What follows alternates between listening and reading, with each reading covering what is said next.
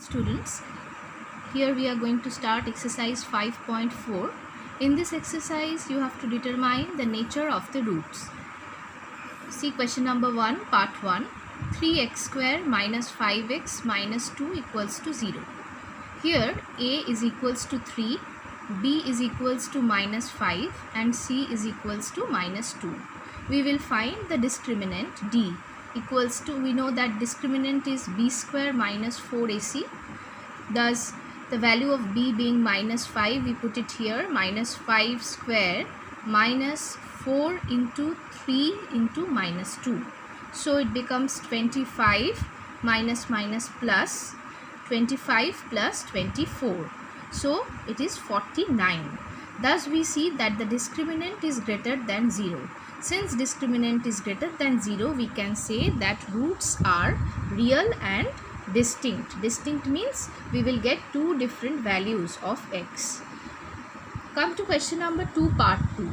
This is also another equation where we have to determine the nature of the root.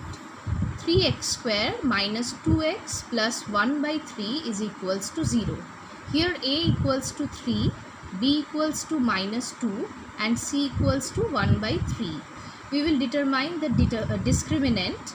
So d is equal to b square minus 4ac. Here we put the value of b as minus 2. So minus 2 whole square minus 4 into 3 into 1 by 3. 3 gets cancelled. So we have 4 minus 2 whole square is 4 minus 4, that is 0. Since discriminant is 0, so we can say that roots are real and equal.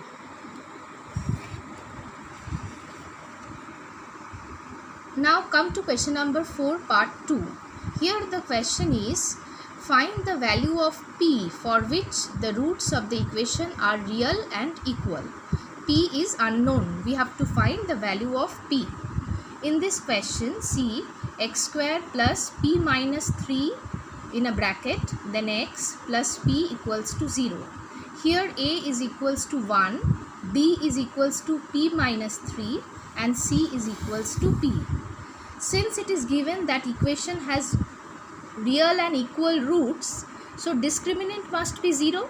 That is b square minus 4ac is equals to 0. Now we are putting the value p minus 3 whole square minus 4 into 1 into p. Then we keep on solving this. We have p square minus 6p plus 9 minus 4p equals to 0. Then again solving this, we have minus 6p and minus 4p taken together gives us minus 10p. Then we do middle term factorization. So p square minus 9p minus p plus 9 equals to 0. Then we take p common, p within bracket p minus 9 minus 1 into p minus 9 equals to 0. Thus we get p minus 1 into p minus 9 equals to 0. That is p is equals to 1 or p is equals to 9. So we get two values of p here. Another similar question is 6, part 2, where we have to find the value of m. We have solved it in the same way, taking the discriminant as 0. The value, what is the formula for discriminant? B square minus 4ac. So this is b square, 2 into m minus 1 whole square minus 4ac. Then we have solved it just using the formula of a minus b whole square. So 4, then in a bracket m square minus 2m plus 1 and here minus 4 into m plus 5. Taking 4 common, we have m square minus 2m plus 1 minus m minus 5 is equals to 0. Then we simplify this and get 4. Then within a bracket m square minus 3m minus 4 is equals to 0.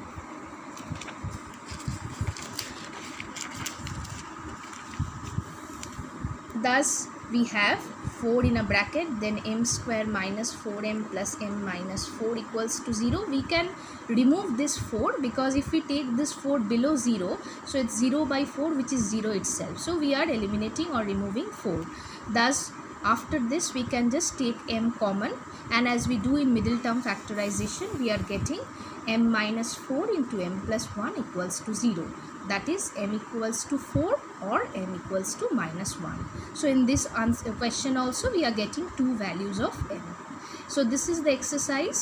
You have to complete the following assignment: 1 part 5 and 6, 2 part 3 and 4, 3 part 1, 4 part 1, 5 part 2, 7 part 2 and question number 8. Thank you.